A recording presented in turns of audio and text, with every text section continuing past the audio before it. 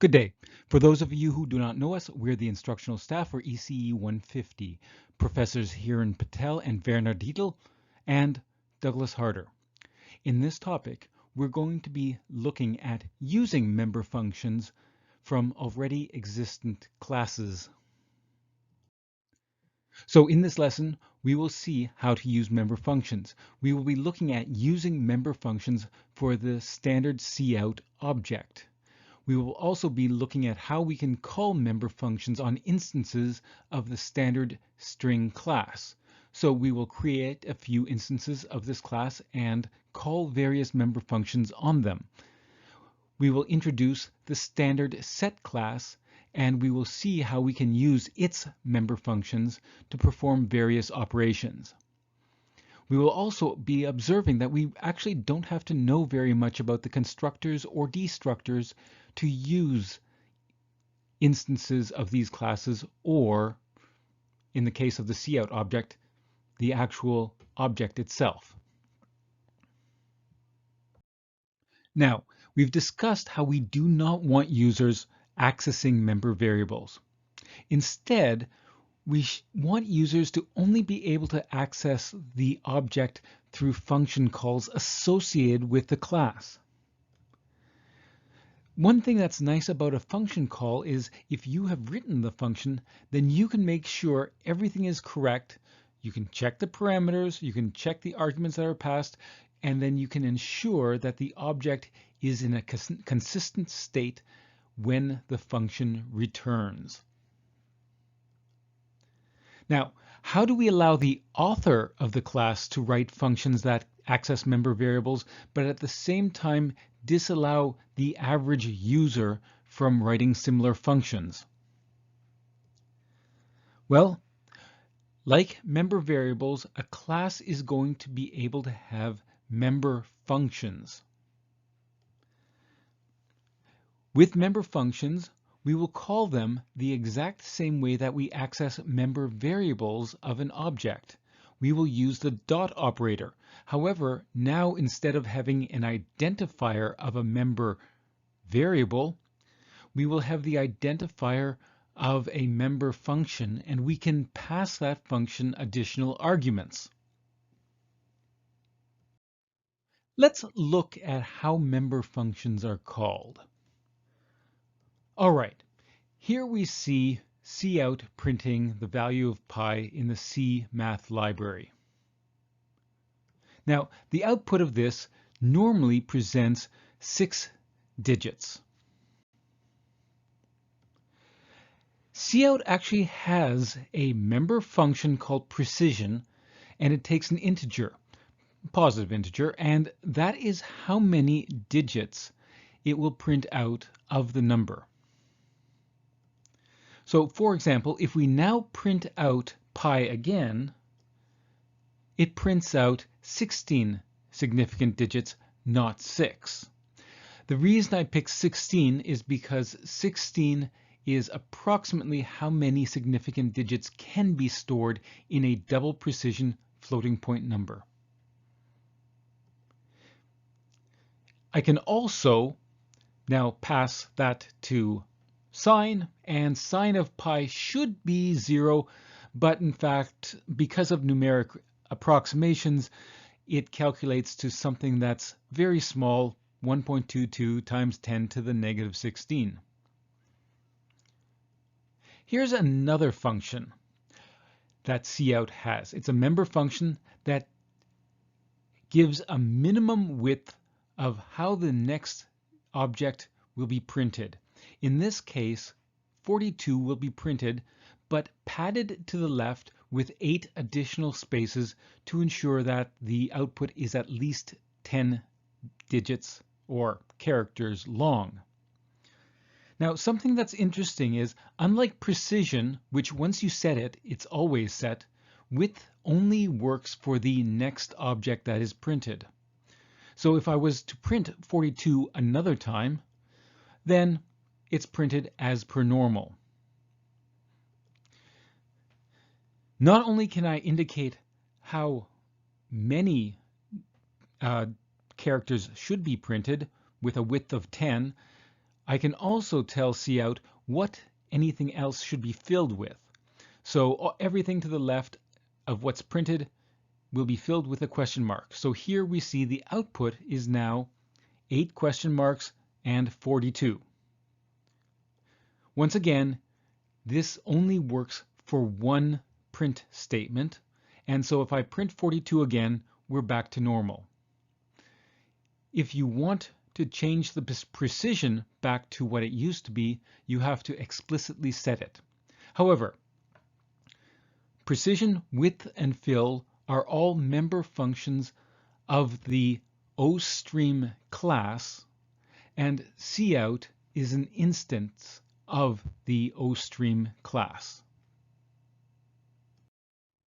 Now we're going to look at member functions from the string class. So here we start with a string. Good day, for those of you, and we're going to print that out to the screen. Now, here is a member function. In fact, I'm using two member functions at the same time. First, I ask the string object greeting, how long are you? And then from that, I'm going to subtract 3. I am now going to tell the greeting object to resize itself by its current length minus 3. What this is going to do is it's going to reduce the length of the string by 3, which will essentially remove the ellipsis at the end of the string. So now if we print out the greeting after having performed this operation, we just get good day for those of you.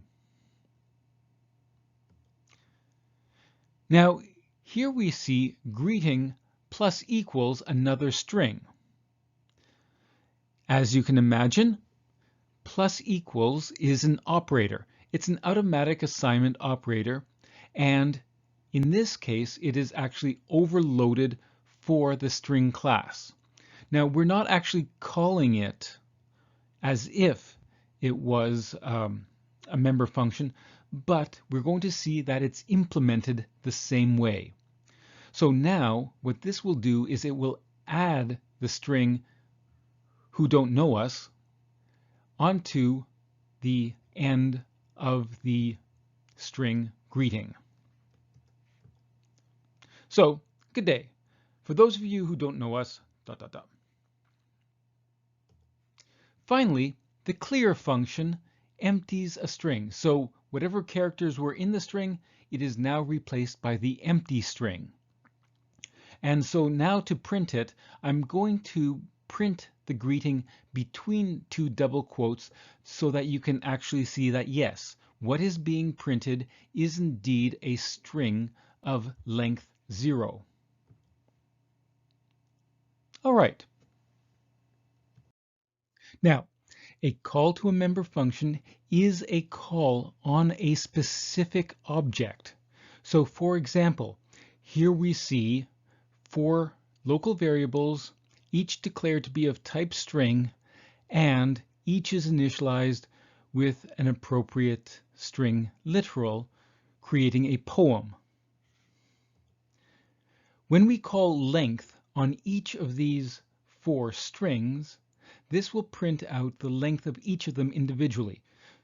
So for example, line 1 has a string containing 20 characters, while line 3 has a string containing 45 characters, which is 1 character more than the previous string. Here's a nice little line that's useful. What the replace member function does is it says on the object on which this is being called, starting at character 35 and going forward for 5 characters, replace those 5 characters with the string emerald, or whatever you want. And notice that emerald does not contain 5 characters. So it will remove 5 characters and then insert the word emerald, which has 7 characters. So now if we print line 3 and its corresponding length, we now see that the third string is your white feathers float on the emerald water. And the length of that string is now 2 characters longer, 47. Now, given a class, once you know what the member functions are supposed to perform, you can then use that class without knowing anything about how that class is implemented. Let's look at one example from the standard template library. Here, there seems to be a class that is called standard set. However, in angled brackets, it has int, which is again a type. So you may deduce that this is a set of integers. And the identifier for this set is data. Here I have a for loop running 10 times. 10 times I will accept input from the console, and then that value will be inserted into the set data. Now, let's say I run this and I enter the following 10 values. All right. Now, let's print out the number of entries. And you can access the number of entries by just calling the size member function on the instance of the set class. So data.size is going to return 9. So if you look at the documentation for set, you will find that a set does not allow for duplicate entries. Basically, if you try to insert the same thing twice, it ignores the second insertion. So as you may notice above, the value 65 was inserted twice into this array set. Consequently, the second insertion at the end was ignored. If we ask, hey, can you count how many times 65 appears in this set? Well, the count is either going to be 0 or 1. And in this case, the number of instances of 65 is indeed 1. Now, if we carry on and look at the documentation, we notice there's an erase function. And what the erase function does is it removes the argument from the set if it's actually in the set. You also look at the documentation and you notice that this function returns a value, specifically how many instances of the argument were actually removed. Well, we're either removing 1 or 0 instances, and as 65 is in the set, this is going to print out the value 1. All right, now 65 has been removed from the set, so now we should have only 8 entries left, which is what we get. If we try to erase 65 again, 0 is returned, and the number of entries in the set is unchanged. Now, if we'd like to print all the entries in a set, if you look online, there's something interesting. There's a class within a class called Iterator.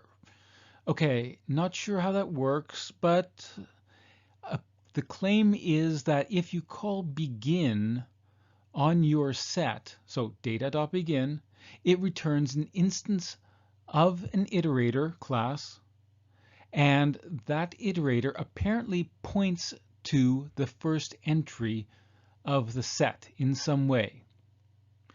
So we have a for loop.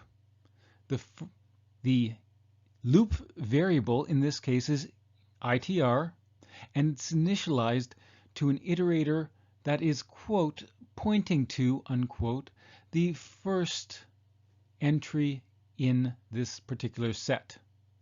The halting condition is the iterator is not equal to the end of the set. Okay, that makes sense. We're iterating from the first up until but not including end. And we notice that end actually isn't an iterator to any one entry in the set. It is beyond the end of the set. Now, if we look at the body, notice how we use *iter to actually print something that is at that location. And iter++ goes to the next object in the set. So in fact, if we were to run this, we would get the values 15, 19, 34, 42, 49, skipping 65 as it was already erased, 70, 83, and 91. So internally, it seems that the set is storing these integers in numeric order. How the actual iterator works isn't really relevant to you as long as you know how to use it from its interface. Just one point, you don't have to know how an iterator works to pass this course. So if this was a little bit beyond you, you might want to talk to your friends about it, but you don't have to study this material.